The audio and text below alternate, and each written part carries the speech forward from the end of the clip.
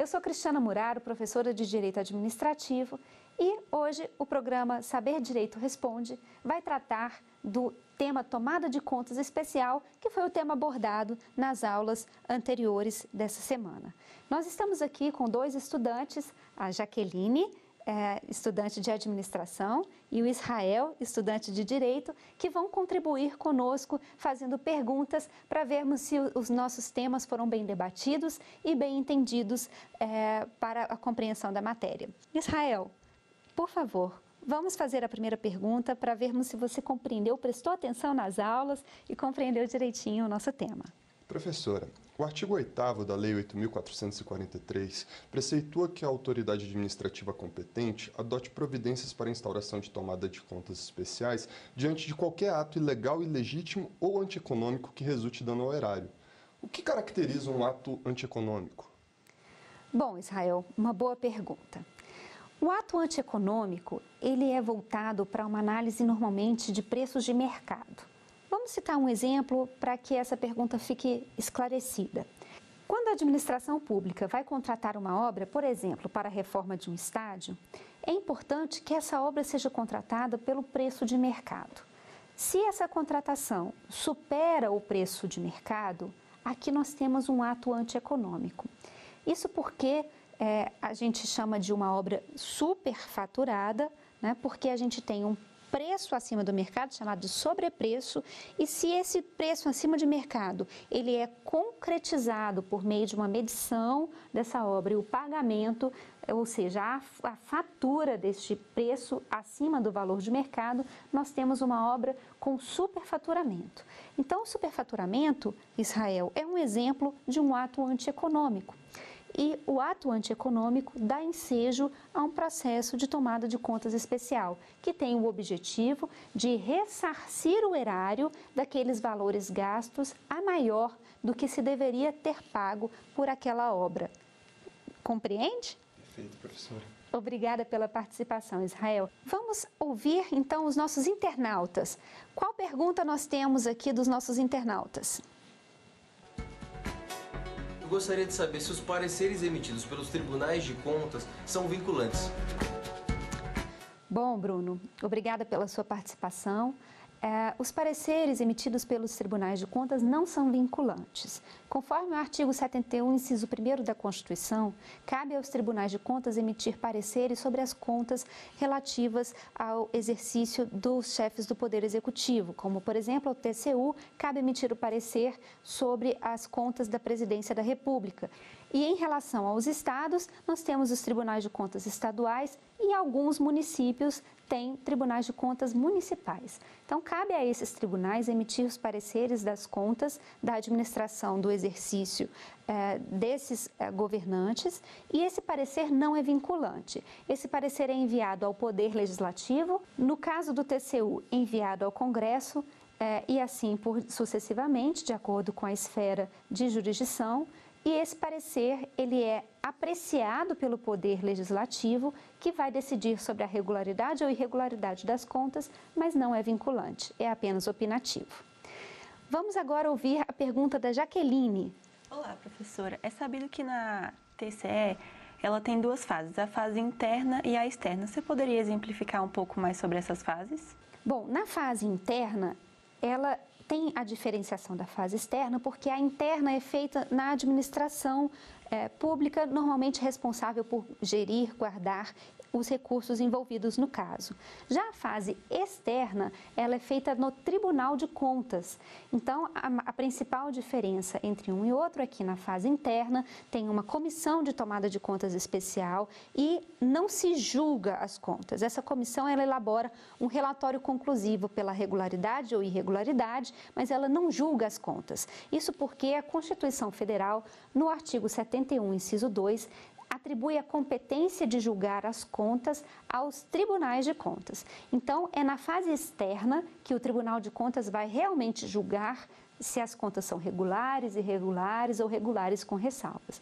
Então, Jaqueline, a principal diferença entre a fase interna e externa é que na interna ela é tramitada na administração pública, não há um julgamento, e a fase externa é tramitada no TCU com o julgamento das contas conforme a sua atribuição dada pela Constituição. Vamos ouvir agora mais uma pergunta dos nossos internautas. Os tribunais de contas podem valer-se de medidas cautelares, de decretação de indisponibilidade dos bens dos responsáveis por improbidade administrativa? Bom, essa pergunta é bem interessante porque envolve o esclarecimento de alguns conceitos. Primeira parte da pergunta é sobre a possibilidade dos tribunais de contas se valer de medida cautelar para decretar indisponibilidade de bens. Esta parte tem uma resposta afirmativa. Sim, os tribunais de contas podem adotar medidas cautelares para indisponibilidade de bens, de acordo com o regimento interno do tribunal e a lei orgânica, no caso do TCU, a lei orgânica número 8.443 de 92.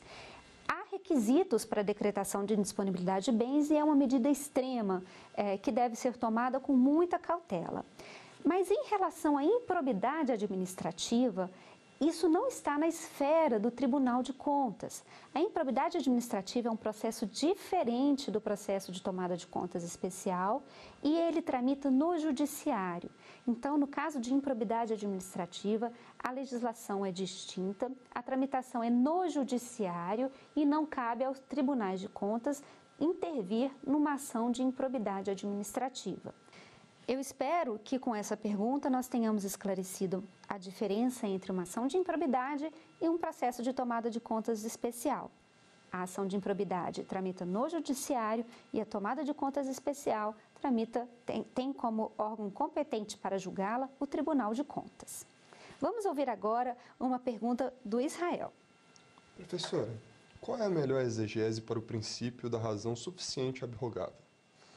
Bom, o princípio da razão suficiente abrogável é um princípio bem característico de um processo de tomada de contas especial e traz uma característica importante desse processo, que é a sua excepcionalidade.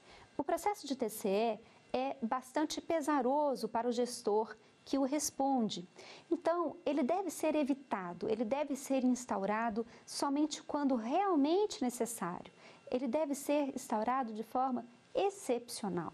O princípio mencionado pelo nosso estudante tem como característica principal que a administração tente esgotar pelas vias administrativas o saneamento do processo da irregularidade ou do dano para evitar a instauração de uma tomada de contas especial.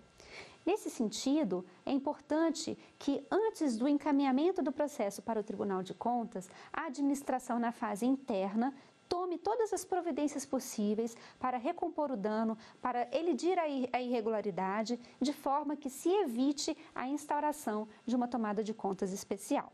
Vamos ouvir agora uma pergunta do nosso internauta.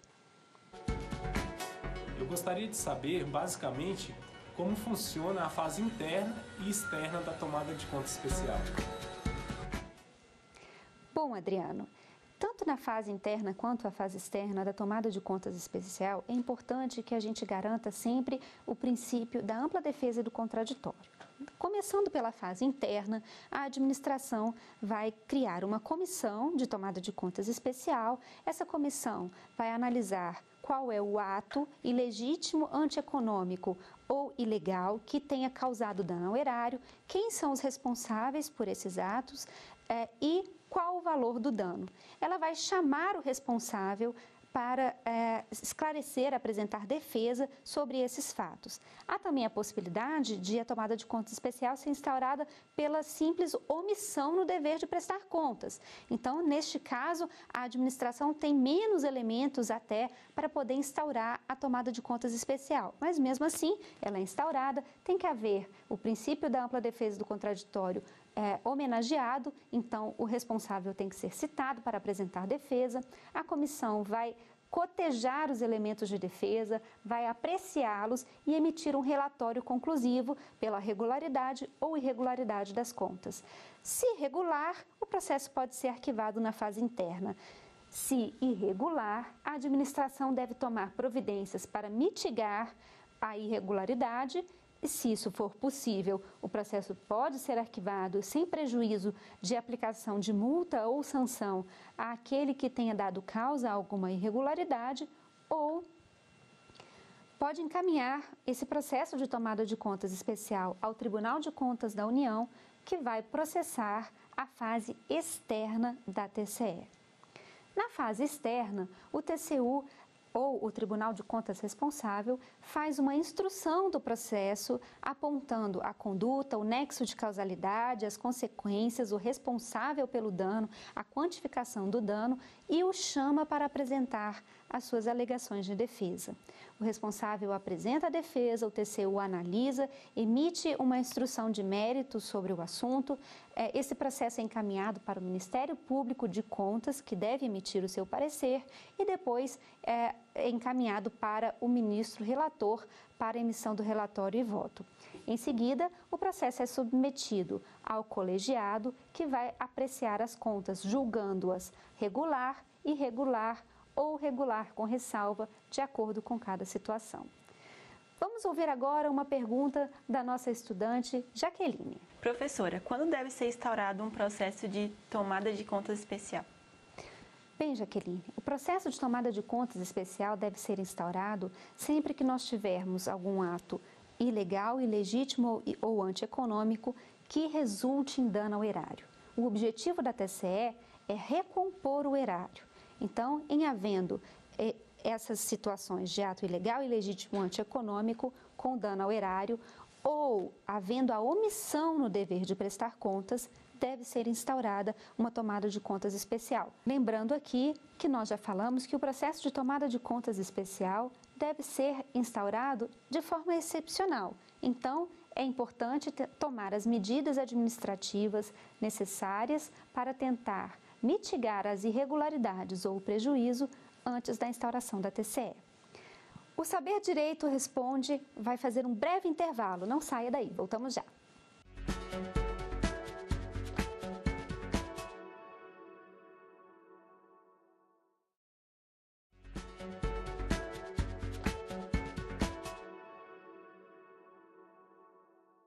O Saber Direito Responde está de volta.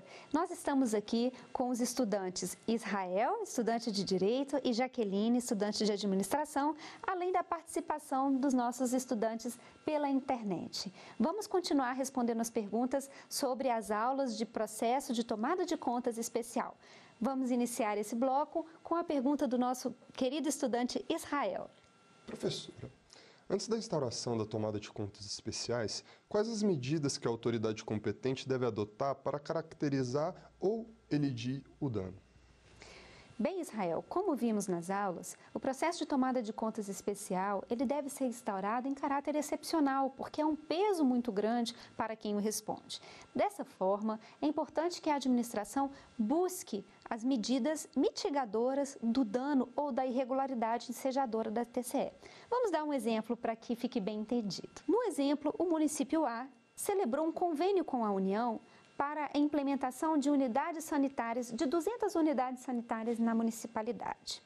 A previsão do plano de trabalho deste convênio era de que essas 200 unidades sanitárias custariam R$300 mil. Na execução do convênio, foram implantadas as 200 unidades sanitárias, mas não se gastou todo o valor disponível. Sobrou, por exemplo, R$10 mil. A administração pública, então, ela tem o dever de, na prestação de contas, observar qual foi o destino dado a esses R$10 mil. Se o município devolve aos cofres da União esses R$10 mil, a medida mitigadora foi tomada e não é necessário instaurar uma tomada de contas especial. A tomada de contas especial seria necessária se esse saldo remanescente não fosse devolvido. E então a administração contratante pode, inclusive, chamar o responsável, intimando para que devolva esse valor ou apresente as contas relativas a esses R$10.000 que teria sobrado do convênio.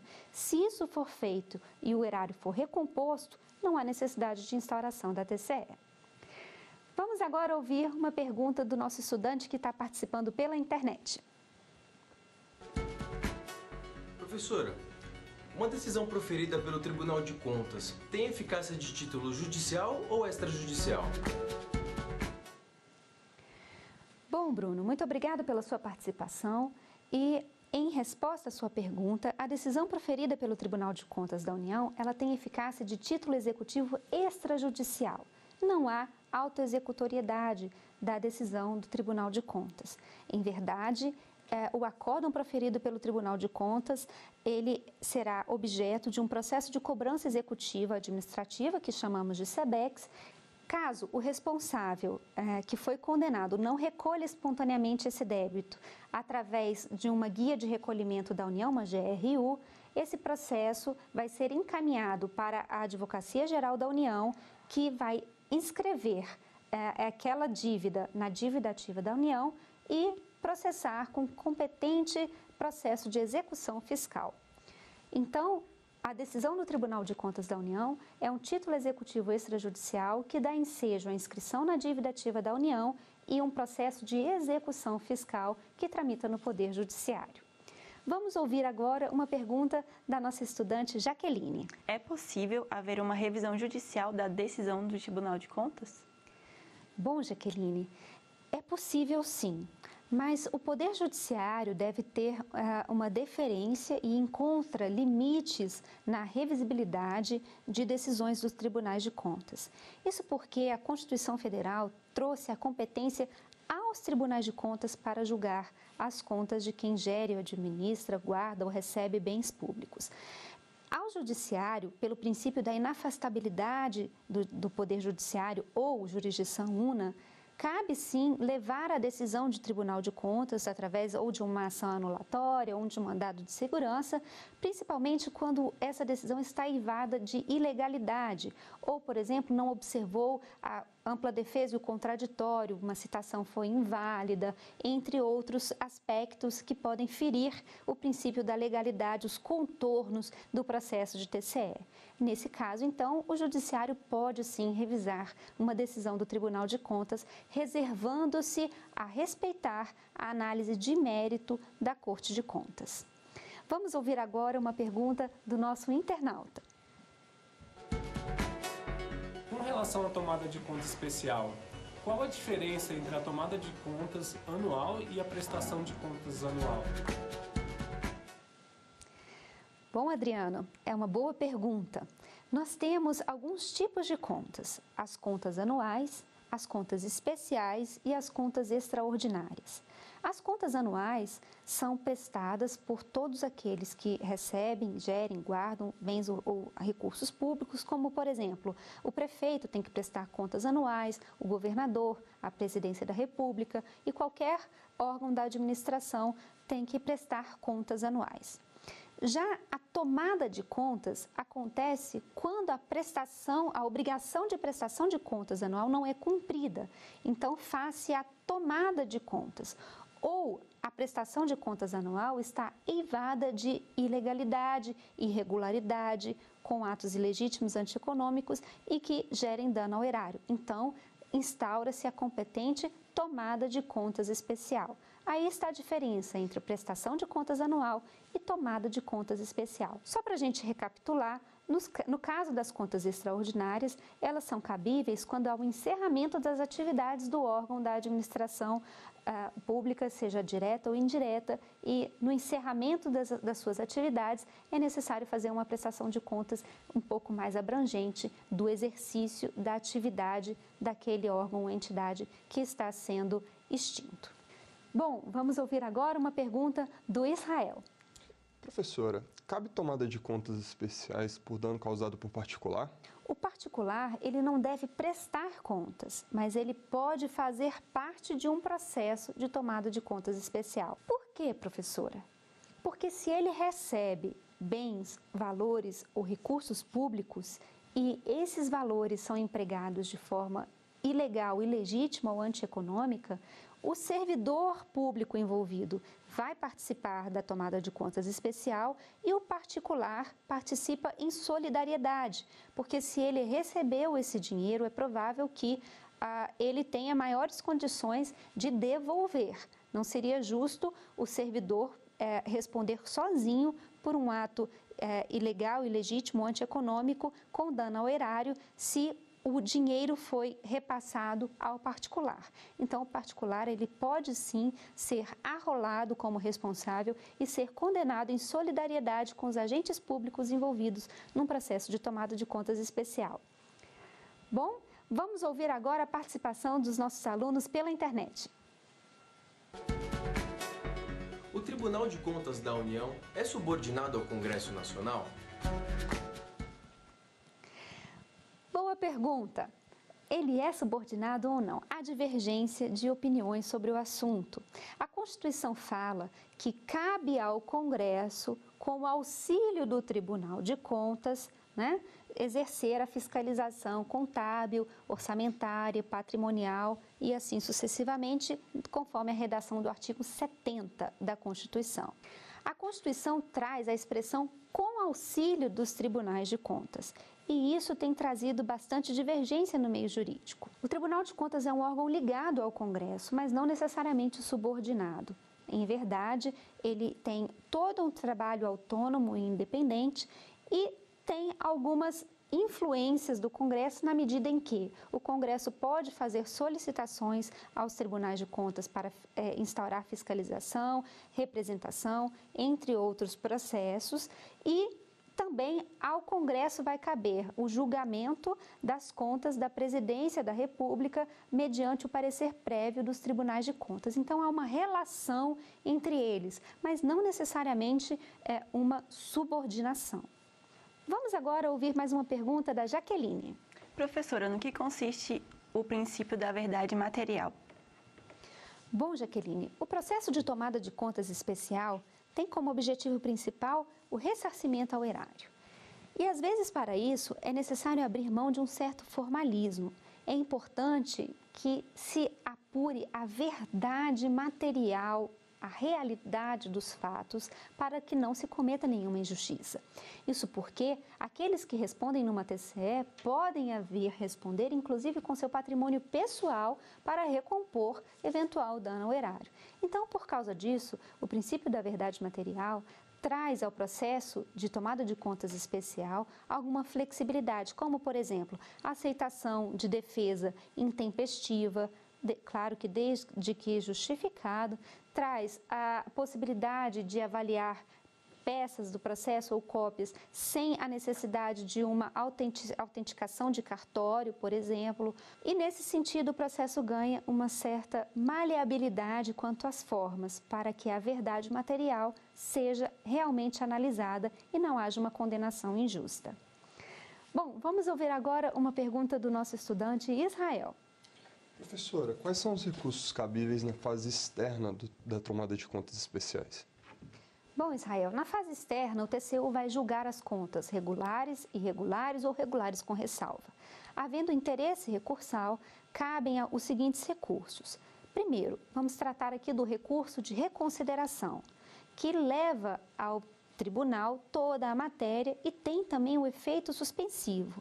Então, é possível levar no prazo de 15 dias, no Tribunal de Contas o prazo é em dias corridos, não é em dias úteis, como no processo civil, mas então em 15 dias corridos pode-se interpor o recurso de reconsideração, que vai submeter ao tribunal novamente toda a matéria com o efeito suspensivo dos efeitos da decisão condenatória e vai ser analisado por uma unidade instrutiva especial, que é a Secretaria de Recursos, vai ter sorteado um novo relator, vai passar novamente pelo parecer do Ministério Público e depois do Ministério Público temos o julgamento, a apreciação pelo órgão colegiado.